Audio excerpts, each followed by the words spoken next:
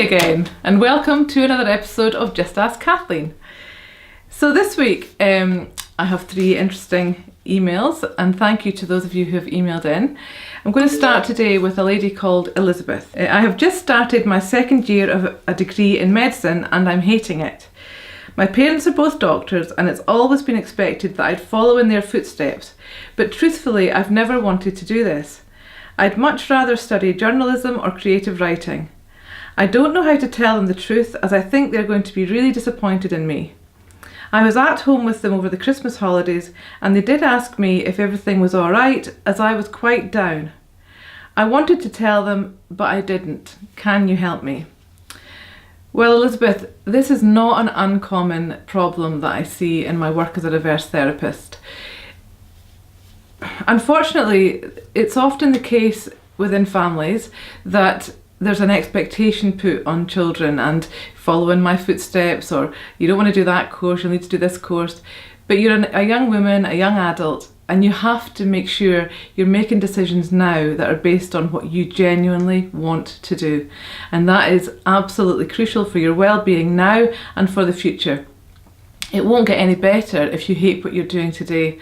It will just continue, and you're likely to get more and more unwell. You said you were feeling down over the Christmas holidays. Well, I'm not surprised, because there you were holding in what you're really feeling, holding in all those emotions about what you really want to do.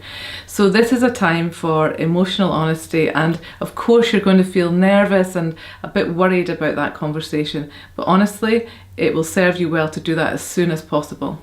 So I would say that when you're next home, I wouldn't do this by the phone or in an email. I would do this face to face. Much as that probably gives you a nervous stomach thinking about it, it really is the best way forward for you. Start by saying the positive piece of information first. So, hi Mum and Dad, I'm really glad that we're having this get together because I've got a lot of things I want to speak about.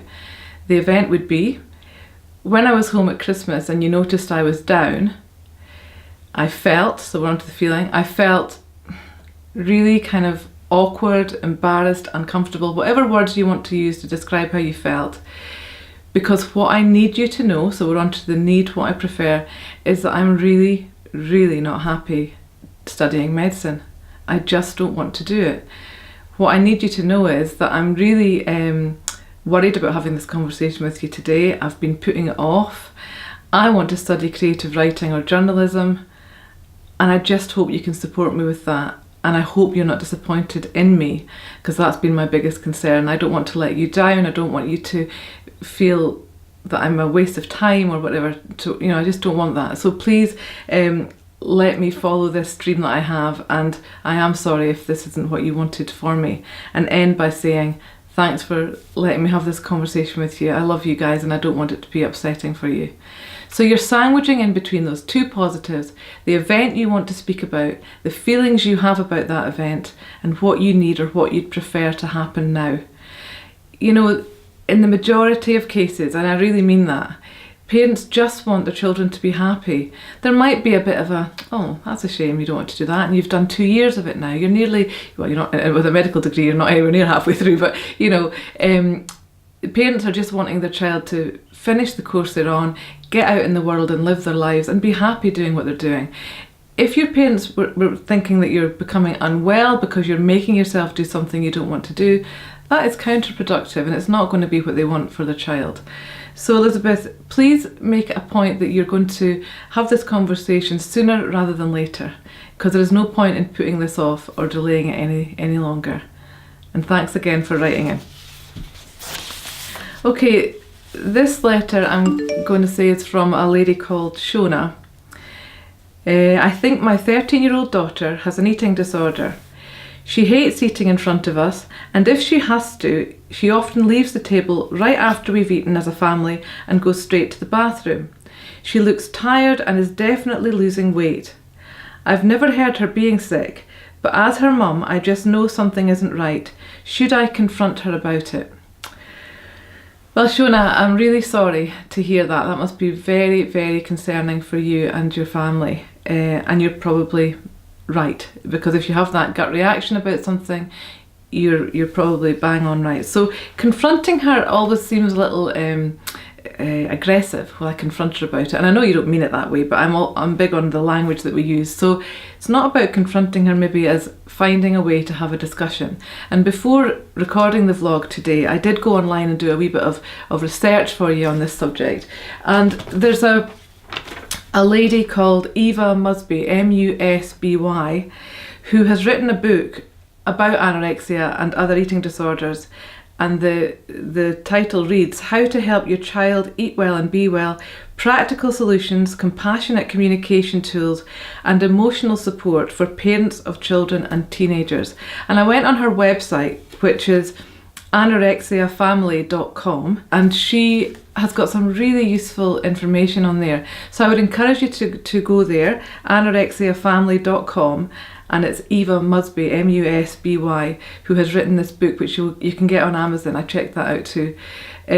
I don't want to say any more than that really here, because there's experts in that field of eating disorders and anorexia, in your case with your daughter, or it could be she's bulimic, I suppose too. I just feel that yes, you absolutely do need to have a conversation with your daughter, but perhaps read this book or go on the website and get some support from somebody who is specialist in that field, and then you can speak to your daughter and have that knowledge that you're handling it the right way. And I really wish you all the best with that, Shona. Thanks for emailing me. This last email is from a man I'm going to call John. He writes, I had planned to ask my girlfriend to marry me in April, as it's her birthday and we've been together for 7 years. But she told me at the weekend that she's glad I'm not bothered about marriage, as too many of her friends seem to get married, then quickly the relationship breaks down and they get divorced. I don't think we're like that. I have bought her a ring and now I don't know what to do. Oh, John, that is awkward, and I'm sorry to read that. You must have been thrown into quite a turmoil over that conversation. This is about you and her starting a relationship. You've been together 7 years, but in a relationship, moving it on to the next level of being married. It's obviously something you want to do. You absolutely have to have a conversation with her about it, and you can keep it light-hearted. It might be that she is actually really touched that you have got her an engagement ring and that you'd made this plan to do this in April. I wouldn't wait until April to have this conversation. I would say to her, when you're sitting down one evening, the other day when we had that chat about marriage and you said you're not bothered about marriage and you're glad I'm not bothered about marriage. This is really awkward, because actually I would love to marry you. Now, you don't have to say you've got a ring yet. I would love to marry you, and see what her reaction is. If her reaction is, what? I don't want to marry you. Then you stay grounded, you stay very much in your body, you don't shoot up into your reactionary head mind, you stay grounded and you say to her, tell me why not, because I really want to show that extra commitment to you. I want us to be growing old together as a married couple. Why don't you want to? You did mention the friends that you know who have split up, but is that really the only reason? Because we're not like that. So really get yourself into a position where you're able to hear what she has to say, but make sure she hears what you have to say too.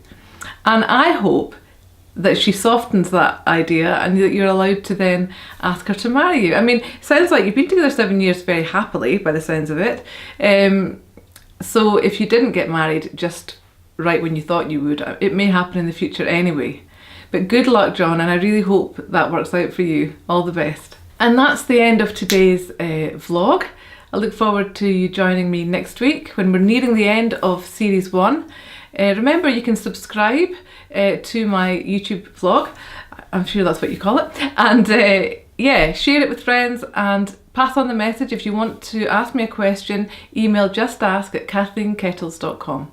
All the best. Bye.